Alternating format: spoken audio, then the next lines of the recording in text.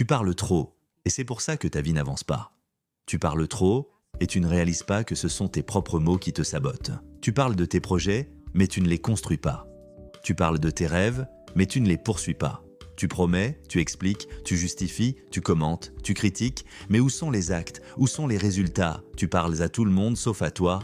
Tu cherches à convaincre les autres, alors que tu ne t'es même pas encore convaincu toi-même. Tu parles trop et tu n'écoutes plus ta propre vie. Il est temps que ça s'arrête.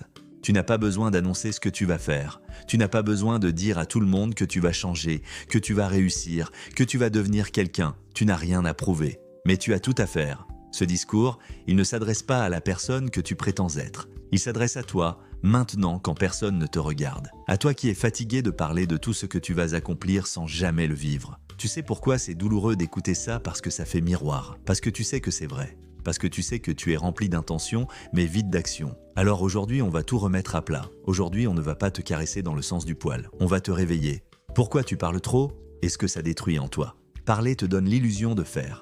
Quand tu parles, ton cerveau croit que tu agis. Tu ressens une dose de dopamine. Tu as l'impression que les choses avancent alors que rien n'a changé. Tu dis à ton ami « je vais me lancer dans ce projet ». Tu te sens bien, fier, apprécié, mais le soir même, tu ne fais rien. Tu penses que le fait de l'avoir dit suffit à enclencher le processus, mais c'est faux. Tu te berces dans le confort des mots, et ce confort-là, c'est le poison de l'action. Parler, c'est souvent chercher l'approbation, tu annonces ton projet, tu parles de ton ambition, tu expliques ton idée, mais au fond, ce que tu cherches, ce n'est pas d'être compris, c'est d'être validé. Tu veux que les autres te disent « c'est génial ce que tu veux faire ». Tu vas réussir, je le sens, tu cherches dans leurs yeux le courage que tu n'as pas encore en toi. Mais laisse-moi te dire une chose, si tu as besoin qu'on te valide pour avancer, tu ne construiras jamais rien de solide. Parler trop, c'est se disperser mentalement. Plus tu parles, plus tu te perds. Tu passes d'une idée à une autre, tu t'égares, tu te compares, tu te justifies, tu corriges ton discours selon qui t'écoute. Et à force de tout verbaliser, tu t'éloignes de ton silence intérieur, ce silence qui te dit où aller, ce silence qui construit. Parler trop, c'est ne plus écouter sa propre vie. Tu dis que tu veux réussir, mais ta vie te montre que tu procrastines. Tu dis que tu veux changer, mais ton quotidien reste identique. Alors qui dois-je croire? Tes mots ou ton emploi du temps? Le silence est une stratégie puissante. Le silence te reconnecte à ta puissance. Le silence, ce n'est pas du vide, c'est une chambre d'écho pour ton esprit. C'est là que naissent les grandes idées, c'est là que tu te reconnectes à ton vrai pourquoi. Quand tu arrêtes de parler, tu commences à écouter vraiment ton intuition, tes peurs, tes vérités. Et là, tu ne peux plus fuir. Le silence protège ton énergie. Chaque mot que tu dis est une dépense. Tu veux réussir, mais tu parles à tout le monde de ce que tu fais, de ce que tu comptes faire, de ce que tu veux éviter, et à la fin, tu es épuisé. Mais pas par l'action, par la dispersion. Protège ton feu, ne le crie pas à tout le monde, concentre-toi. Agis en silence, laisse tes résultats parler. Le silence rend tes actes puissants. Quelqu'un qui ne parle pas beaucoup, mais qui agit énormément, impressionne. Pourquoi? Parce que ses actions portent du poids. Elles ne sont pas précédées de grands discours. Elles arrivent. Fort network sans prévenir. Soit cette personne, pas celle qui promet, celle qui réalise, comment parler moins et agir plus, méthode concrète, règle des 90 jours, silence stratégique. Pendant 90 jours, ne parle plus de tes projets. C'est une règle simple mais terriblement puissante. Tu travailles en silence, tu avances, tu construis, tu poses pierre après pierre, et au bout de 90 jours, tu laisses parler les résultats. Tu n'es pas obligé de cacher que tu évolues, mais tu évites les grandes déclarations, tu évites les « je vais bientôt » quand tu te tais. Et tu avances. Apprends à observer au lieu de commenter. Avant de parler, demande-toi « est-ce que ce que je vais dire m'avance? Est-ce que ça nourrit ma concentration? Est-ce que ça crée de la valeur? Ou est-ce juste pour me faire remarquer ?» Quand tu remplaces les paroles inutiles par de l'observation, tu gagnes en puissance. Tu vois mieux les opportunités, tu comprends mieux les gens, tu anticipes, tu ressens, tu deviens stratégique. Réserve tes paroles pour les actions accomplies, pas les intentions. Tu veux parler? Alors parle de ce que tu as déjà fait. Raconte ton processus, montre ce que tu as appris, mais évite de détailler ce que tu vas faire. Parce qu'on te jugera toujours sur ce que tu as fait, pas sur ce que tu dis que tu vas faire. Entoure-toi du silence des bâtisseurs. Les grandes personnes parlent peu, elles observent, elles écoutent. Elles bâtissent dans l'ombre. Change de cercle si tu es constamment entouré de bavards. Cherche ceux qui avancent en silence, parce que leur énergie t'élèvera. Ce qu'il faut d'absolument bannir, tu veux avancer, tu veux construire une vie solide, alignée, paisible et puissante, alors il y a des types de paroles que tu dois absolument bannir. Les paroles d'excuses.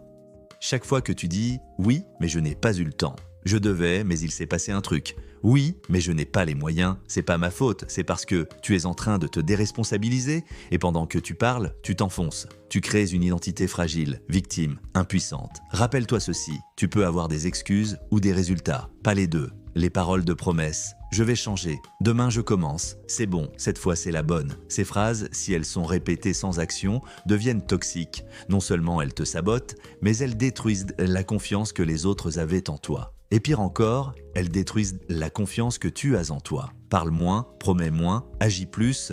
Les paroles de comparaison, il a de la chance, lui. Moi, à sa place, j'aurais fait mieux. Tu gaspilles ton souffle à observer la trajectoire des autres pendant que la tienne s'efface. Tu ne peux pas te concentrer sur ta vie en parlant sans cesse de celle des autres. Les paroles de critique. Tu perds ton énergie à commenter la vie, les erreurs, les choix, les échecs des autres. Pourquoi ? Parce que ça t'évite de regarder les tiens. Mais tant que tu restes bloqué dans la critique, tu restes bloqué dans l'inaction. Parle moins, observe plus et construis en silence. Exemple concret de transformation par le silence. Exemple 1. Sarah, entrepreneur. Sarah parlait tout le temps de ses idées. Créer une boutique, lancer un podcast, écrire un livre. Pendant 2 ans, elle a parlé de tout ça autour d'elle. Puis elle a décidé de se taire pendant 6 mois. Elle a déconnecté ses réseaux, travaillé chaque jour, sans annoncer, sans justifier, sans promesse. 6 mois plus tard, elle a lancé sa marque avec un site, des stocks, une audience. Ses actes ont surpris tout le monde. Aujourd'hui, elle dit « Le silence a été mon meilleur coach ». Exemple 2, Malik. En reconstruction personnelle, Malik avait tout perdu. Rupture, licenciement, dette, il passait ses journées à expliquer à ses proches à quel point il allait s'en sortir.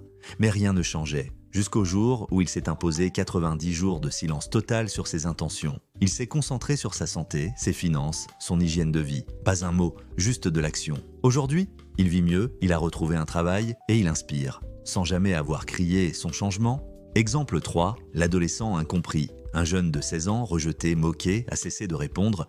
Il a utilisé chaque pic pour se renforcer dans le silence. 4 ans plus tard, il est devenu conférencier. Et dans ses conférences, il dit « Pendant qu'il riait de moi, j'écrivais mon avenir dans le silence. » Organisation pour maîtriser ton verbe et ton esprit. Crée des journées silencieuses. Une fois par semaine, impose-toi une journée de silence. Pas de téléphone, pas de réseau, pas de bavardage. Reste avec toi-même, ressens, écris. Marche, tu verras à quel point tu es plus créatif, plus lucide, plus fort. Planifie tes actions, pas tes annonces. Chaque soir, écris ce que tu vas faire demain, pas ce que tu vas dire. Tu veux progresser ? Alors arrête d'organiser ton temps autour de ce que tu vas expliquer. Organise-toi autour de ce que tu vas réaliser par l'utile, par le vrai, par le peu. Forme-toi à l'art de la parole essentielle. Dis ce qui construit, dis ce qui soigne, dis ce qui inspire, mais jamais plus que nécessaire. Ton verbe est sacré. Ne le gaspille pas. Les bénéfices émotionnels d'un silence maîtrisé, version développée. Le silence n'est pas une prison, c'est un sanctuaire. Il n'étouffe pas, il libère, il ne te diminue pas, il te révèle. Voici en profondeur les transformations que tu vas vivre. Tu retrouves ta paix intérieure quand tu parles moins, tu réduis le chaos, tu crées de l'espace, tu reviens à toi. Le silence devient une bulle dans laquelle tu respires enfin. Tu réduis l'anxiété. L'anxiété est souvent nourrie par le besoin d'expliquer, de justifier, de convaincre. Le silence coupe ce cercle vicieux. Tu n'as plus besoin de tout dire.